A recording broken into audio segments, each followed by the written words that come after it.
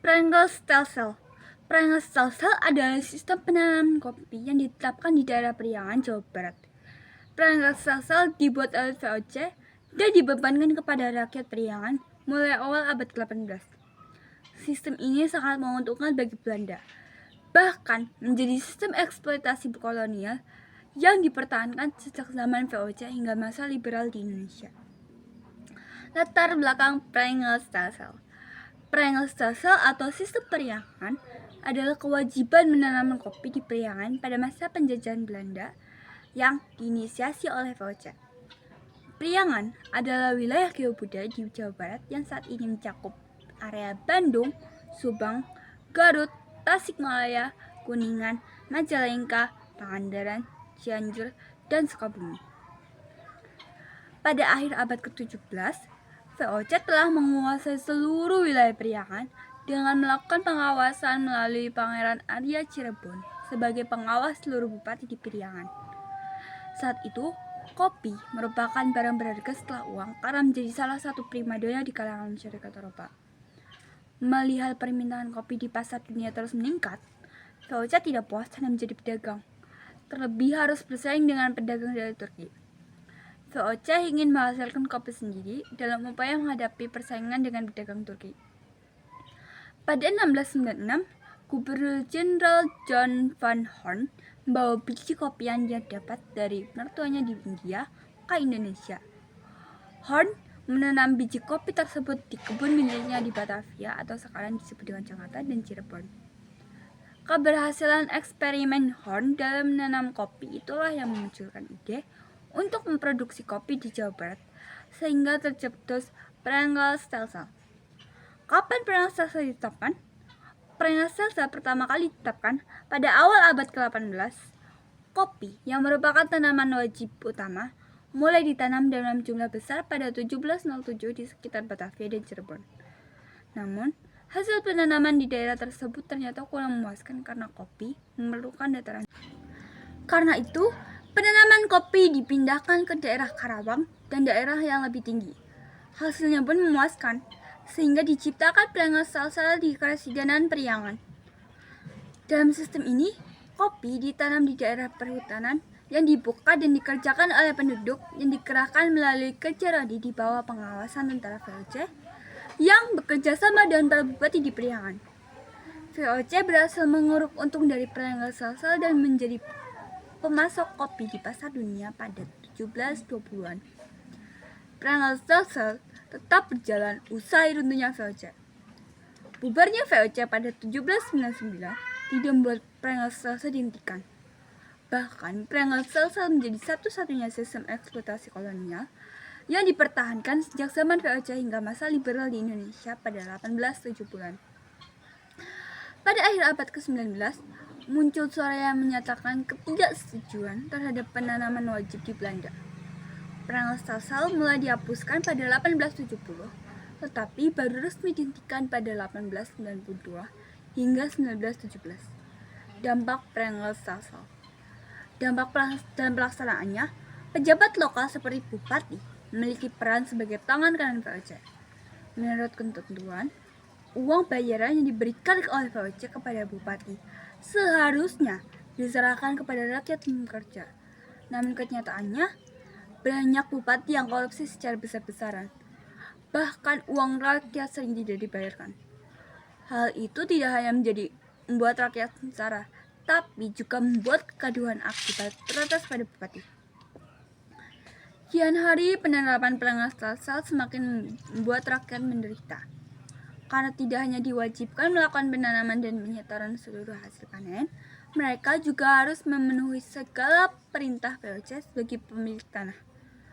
Rakyat juga harus membuat berbagai fasilitas penunjang bisnis VOC secara paksa. Beratnya Pringles Stelsel membuat sebagian rakyat bermigrasi. Namun karena hal itu, mereka yang bermigrasi dianggap pembelot dan dikembalikan ke daerah asal serta disertai hukuman karena telah dianggap merugikan perkebunan. Selain itu, Pringles Stelsel berdampak pada munculnya sistem penanaman paksa atau kultur Stelsel yang dicetuskan oleh Van den Bosch dan ditetapkan di seluruh Jawa. Semangat anti-feodalisme.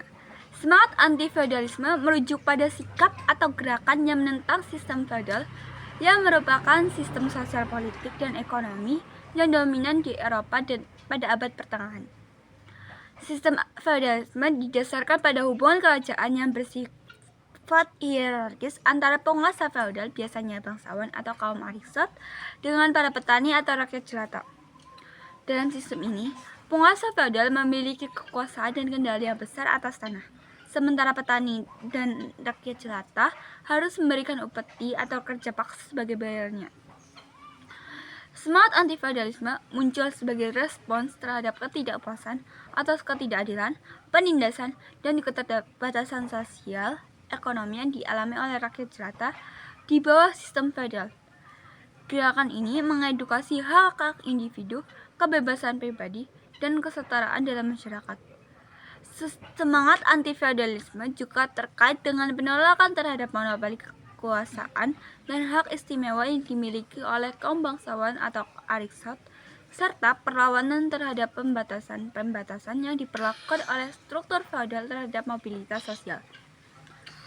Kondisi sosial politik di Eropa pada masa ini dipengaruhi oleh berbagai faktor, termasuk perubahan sosial ekonomi yang diakibatkan oleh revolusi industri, perkembangan pemikiran, liberalisme, dan nasionalisme, serta perubahan politik yang dipicu oleh revolusi Prancis dan revolusi industri. Proses ini memperkuat semangat anti-feodalisme dan memunculkan gerakan-gerakan reformasi sosial, politik, dan ekonomi yang mendukung kesetaraan, kebebasan, dan hak asasi manusia. Herman Willem Daendels adalah seorang tokoh Belanda yang hidup pada masa ke-18 dan awal abad ke-19.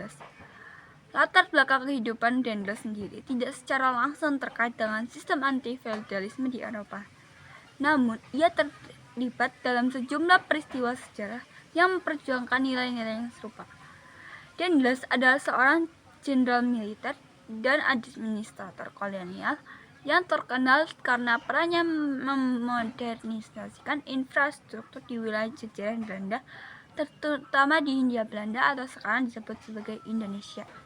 Ketika menjabat sebagai Gubernur Jenderal Hindia Belanda pada tahun 1808 sampai 1811, Daendels melakukan reformasi yang signifikan dalam bidang infrastruktur, termasuk pembangunan jalan raya, pelabuhan, dan benteng pertahanan. Upaya ini secara tidak langsung membuka akses bagi rakyat jelata untuk bergerak bebas dan meningkatkan mobilitas sosial di wilayah kolonial tersebut. Meskipun tidak secara langsung berkaitan dengan semangat anti-feodalisme di Eropa, tindakan Daendels ini mencerminkan semangat reformasi dan modernisasi yang sejalan dengan nilai-nilai progresif pada masanya. Dampak kebijakan Daendels di Indonesia. Kebijakan Daendels di Indonesia pada 1808 sampai 1811 yang merupakan bagian dari pemerintah kolonial Belanda memiliki dampak yang cukup besar, baik positif maupun negatif. Dampak positif. 1. Pembangunan infrastruktur. Pembangunan pada yang terkenal dengan jalan raya pos atau The Great Postway dari Anyer sampai Panarukan sekitar 1000 km yang mempercepat mobilitas militer dan komunikasi. Pembangunan benteng, gedung pertahanan, dan pelabuhan untuk kepentingan militer dan pertahanan terhadap Inggris. 2. Reformasi administrasi. Daendels melakukan modernisasi sistem pertahanan kolonial dengan memperketat birokrasi dan disiplin pegawai, menghapus sistem feodal dalam beberapa aspek dan menggantinya dengan sistem yang lebih terpusat. 3. Kesehatan dan militer. Mendirikan rumah sakit militer dan memperbanyak barak tentara. Dampak negatif. 1. Kerja paksa atau kerja rodi. Pembangunan infrastruktur terutama jalan raya pos dilakukan dengan kerja paksa rakyat yang menyebabkan penderitaan dan banyak korban jiwa. 2. Eksploitasi rakyat. Rakyat dipaksa menyelesaikan bahan makan, tenaga kerja, dan berbagai keperluan militer tanpa kompensasi layak. 3. Kehancuran ekonomi. Kebijakan militerisasi dan mobilisasi besar-besaran merusak tatanan sosial ekonomi di banyak daerah. 4. Konflik dengan bangsawan lokal. Banyak bangsawan dan penguasa lokal kehilangan kekuasaan dan merasa tersingkir akibat reformasi administratif yang terpusat. Sekian dari saya. Wassalamualaikum warahmatullahi wabarakatuh.